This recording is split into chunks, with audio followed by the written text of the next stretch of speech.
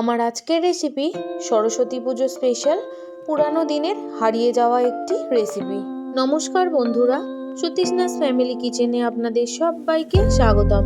আমার আজকের রেসিপিটি যদি আপনাদের ভালো লেগে থাকে তাহলে অবশ্যই একটা লাইক করে দেবেন, কমেন্ট করে জানাবেন, আর যদি চ্যানেলে নতুন বন্ধু হয়ে থাকেন তাহলে প্লিজ চ্যানেলটি সাবস্ক্রাইব করে পাশে থেকে যাবেন। আমার সকল বন্ধুদের জানাই সরস্বতী পুজোর প্রীতি, শুভেচ্ছা, ভালোবাসা ও অভিনন্দন। আপনারা সবাই ভালো থাকুন, সুস্থ থাকুন। চলুন তাহলে বানিয়ে ফেলি আজকের রেসিপি। আজকের রেসিপি বানানোর জন্য আমি বেশ কিছু জিনিস নিয়ে নিয়েছি। প্রথমেই আমি যেটা দেখাচ্ছি সেটা হলো একদম ছোট ছোট কচি কচি কাঁঠালি কলা। তার সাথে আর যেটা নিয়েছি সেটা হলো কয়েকটা আলু, যেটা আমি খোসা ছাড়িয়ে ধুয়ে রেখেছি। সাথে নিয়েছি একটা নারকেল। তবে বন্ধুরা, গোটা নারকেলটা কিন্তু আমার লাগেনি।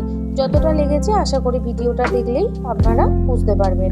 এখানে যেহেতু এটা নিরামিষ রান্না, তার জন্য আমি কিছুটা পরিমাণ কাঁচা বাদাম আর কাঁচা ছোলা ভিজিয়ে রেখে দেব। 5 থেকে 6 ঘন্টার জন্য কাঁচা বাদাম আর ছোলাটাকে ভেজাতে রেখেছি। এবার একটা বাটির মধ্যে কিছুটা পরিমাণ জল নিয়েছি, তার মধ্যে দিয়ে দিয়েছি হাফ চামচের মতো হলুদ। এবার খুব ভালো করে গুলিয়ে নিয়ে একটা হলুদ গোলা জল বানিয়ে নেব। এবার আমি যে কলাগুলো নিয়েছি, কলাগুলোর আগার দিক আর গোড়ার দিকটা ফেলে দিয়ে কলাগুলো সুন্দর করে পাতলা পাতলা করে কেটে নেব। যেহেতু এটা একদম কাঁচা কচি কাঁঠালি কলা, তার জন্য কোনোভাবে খোসা আমি ছাড়াবো না। পুরানো দিনের এই রেসিপিটা অনেকেই হয়তো জানেন, আবার অনেকেই জানেন না। যারা জানেন তারা তো জানেনই, যারা জানেন না তাদের অবশ্যই একবার বলে দিচ্ছি, এই রেসিপিটা কিন্তু খোসা শুদ্ধই হয়। আপনাদের একটু সামনে থেকে দেখিয়ে দিলাম যে কীরকম পরিমাণ আমি পাতলা করে কেটেছি। এবার আমি সমস্ত কলাগুলো কেটে হলুদ জলের মধ্যে ভিজিয়ে দেব। অবশ্যই কিন্তু বন্ধুরা আপনারাও হলুদ জলে ভেজাবেন, তা না হলে কিন্তু কলার কষের জন্য কলাগুলো কালো হয়ে যাবে, দেখতে বাজে লাগবে। হলুদ জলে ভিজিয়ে দিলে কলাগুলো কালারটা খুব সুন্দর থাকবে। বন্ধুরা, আমার একটু হলুদ কম হয়ে গেছিল, তাই আমি আরও একটু হলুদ দিয়ে গুলিয়ে নিয়ে তারপর 15 মিনিটের জন্য ভিজিয়ে দিলাম। দেখুন বন্ধুরা, নারকেলটা আমি ভেঙে নিয়েছি। এবার নারকেলটা আমি খুব ভালো করে খোসা ছাড়িয়ে নিয়েছি। এবার আমি নারকেলগুলোকে ছোট ছোট করে কেটে নেব। প্রথমে লম্বা লম্বা করে কেটে নিচ্ছি, তারপর কিউব কিউব করে কেটে নেব। আমি কিন্তু এখানে অর্ধেকটা পরিমাণ নারকেল দিয়েছি, তবে আপনারা যদি চান একটু কম বেশিও করে নিতে পারেন। তবে এই রেসিপিতে নারকেলটা যদি একটু বেশি হয় তবে কিন্তু খেতে ভীষণ ভালো লাগে। নারকেলগুলো কেটে নেওয়া হয়ে গেছে। এবার আমি আলুগুলোকে কেটে নেব। আলুগুলোকেও কিন্তু আমি কিউব কিউব করে কেটে নেব। বন্ধুরা, আপনারা দেখেই বুঝতে পারছেন আলুগুলো কিন্তু আমি খুব ছোট সাইজের করে কাটছি। এবার আমি আপনাদের দেখিয়ে দিচ্ছি যে ছোলা বাদামটা ভিজিয়ে রেখেছিলাম সেগুলো নিয়ে নিয়েছি।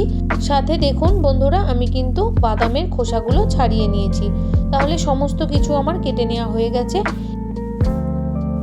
এবার কলাগুলোকে খুব ভালো করে ধুয়ে নিচ্ছি। এদিকে আমি আগে থেকেই গ্যাসের মধ্যে জল বসিয়ে দিয়েছি, তার মধ্যে কলাগুলো দিয়ে ভাপিয়ে নেব। কলাগুলো আমি 80% পর্যন্ত সেদ্ধ করে নেব ঢাকা দিয়ে। ঢাকনা খুলে আমি একবার দেখিয়ে দিচ্ছি যে দেখুন ফুটে উঠেছে। আমি আবারও ঢাকা দিয়ে দিলাম।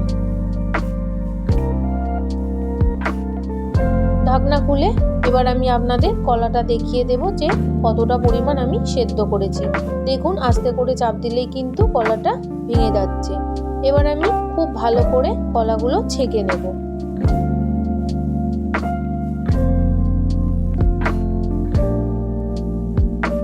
কড়াইতে আমি 3 থেকে 4 চামচের মতো তেল গরম করতে বসিয়ে দিয়েছি। তার মধ্যে ফোড়ন দিয়ে দিলাম 2টো চেরা শুকনো লঙ্কা, সাথে দিয়ে দিলাম 1 চামচের মতো গোটা জিরে আর হাফ চামচের মতো কালো জিরে। ভালো করে ফোড়ন করে নেওয়া হয়ে গেলে কেটে রাখা নারকেলগুলো দিয়ে দেব। নারকেলগুলো দিয়ে 2 থেকে 3 মিনিটের মতো আমি মিডিয়াম আঁচে ভেজে নেব। পুরানো দিনের এই হারিয়ে যাওয়া রেসিপিটি আপনারা কারা কারা বানিয়েছেন অবশ্যই কিন্তু কমেন্ট করে জানাবেন। আর যারা যারা এখনও পর্যন্ত বানাননি তারা কিন্তু অবশ্যই একবার বানাবেন। আশা করি আপনাদের ভীষণ ভালো লাগবে। নারকেলগুলো 2 থেকে 3 মিনিট ভেজে নেওয়া হয়ে গেছে। এবার আমি দিয়ে নিলাম বাদামগুলো। বাদামটা দিয়ে আবারও 2 মিনিট আমি মিডিয়াম আঁচে ভেজে নেব। বন্ধুরা, রেসিপিটি যদি আপনাদের ভালো লেগে থাকে তাহলে অবশ্যই কিন্তু একটা লাইক করতে ভুলবেন না। আপনাদের একটা লাইক আমাকে আরও ভালো ভালো ভিডিও বানানোর উৎসাহ দেয়, তাই অবশ্যই কিন্তু ভিডিও শেষে একটা লাইক করে দেবেন। দেখুন বন্ধুরা, 2 মিনিট আবারও ভেজে নেওয়ার পরে আলুগুলো দিয়ে আবারও 3 থেকে 4 মিনিট জোর আঁচে ভেজে নিয়ে ঢাকা দিয়ে দিলাম আস্তে আঁচে। 2 থেকে 3 মিনিট আস্তে আঁচে ঢাকা দেওয়ার পর ঢাকনা খুলে আবারও ভালো করে নাড়াচাড়া করে ভেজে নেব। এবার আমি সেদ্ধ করে জল ঝরিয়ে রাখা কলাগুলো দিয়ে দিলাম। এবার খুব ভালো করে ভেজে নেব জোর আঁচে।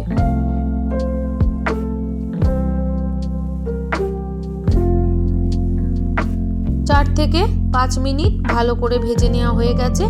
এবার আমি এর মধ্যে আস্তে আস্তে দিয়ে দেব স্বাদ মতো নুন, সাথে দিয়ে দেব পরিমাণ মতো হলুদ, আর তার সাথে দিয়ে দেব ছোট চামচের 1/2 চামচের একটু বেশি জিরের গুঁড়ো আর 1/2 চামচের একটু বেশি ধনের গুঁড়ো।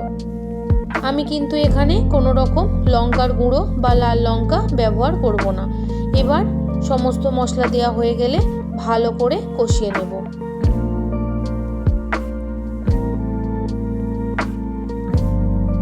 পুরানো দিনের এই রেসিপিটি আপনারা অনেকেই বানিয়েছেন আপনাদের মতো করে। তবে বন্ধুরা, যেহেতু প্রত্যেকের রান্নার ধরন আলাদা, তাই আমি যেভাবে বানাই সেটাই আমি আপনাদের সাথে শেয়ার করছি।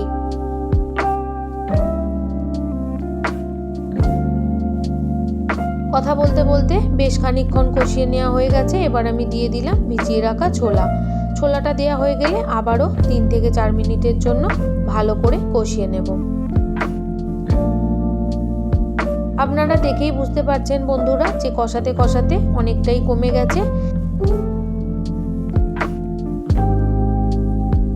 এবার আমি এখানে ঝালের জন্য দিয়ে দেব কয়েকটা চেরা কাঁচা লঙ্কা। তবে ঝালটা কিন্তু আপনারা আপনাদের স্বাদ অনুযায়ী দেবেন। সাথে আমি দিয়ে দিলাম পরিমাণ মতো জল। যেটুকুনি সেদ্ধ হতে বাকি আছে বা আলু ছোলা এগুলোও সেদ্ধ হতে হবে, তার জন্য পরিমাণ মতো জলটা দিয়ে এবার আমি ঢাকা দিয়ে দেব। 10 মিনিটের জন্য মিডিয়াম আঁচে ঢাকা দিয়ে রেখেছিলাম। এবার ঢাকনা খুলে ভালো করে নাড়াচাড়া করব আর সাথে একটু ঘাঁটা ঘাঁটা করে দেব যাতে একদম মাখা মাখা হয়ে যায়। যেহেতু এটা ঘন্ট, তার জন্য এটা তো ঘাঁটা ঘাঁটা করতেই হবে।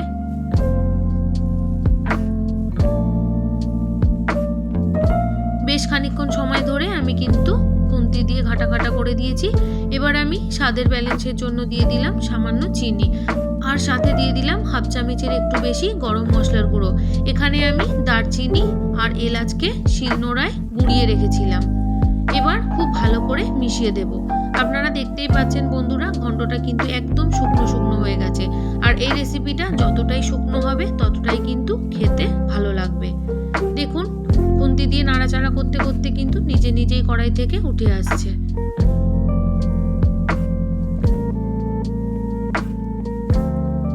এবার সব শেষে আমি ঘন্টের মধ্যে দিয়ে দেব 2 থেকে 3 চামচের মতো ঘি। ঘিটা কিন্তু অবশ্যই অবশ্যই দিতে হবে, তবেই কিন্তু ঘন্টের স্বাদটা দ্বিগুণ বেড়ে যাবে। অবশ্যই কিন্তু ঘিটা দেওয়ার আপনারা চেষ্টা করবেন। এবার আবারও একটু ভালো করে মিশিয়ে দেব। বন্ধুরা, এই রেসিপিটি কিন্তু ভাত বা রুটি দুটোর সাথেই ভীষণ ভালো লাগে।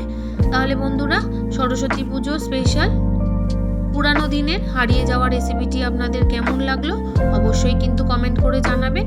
আর ভালো লাগলে অবশ্যই একটা লাইক করে দেবেন, শেয়ার করে দেবেন। আমার সাথে এতক্ষণ জুড়ে থাকার জন্য আপনাদের সবাইকে অসংখ্য অসংখ্য ধন্যবাদ।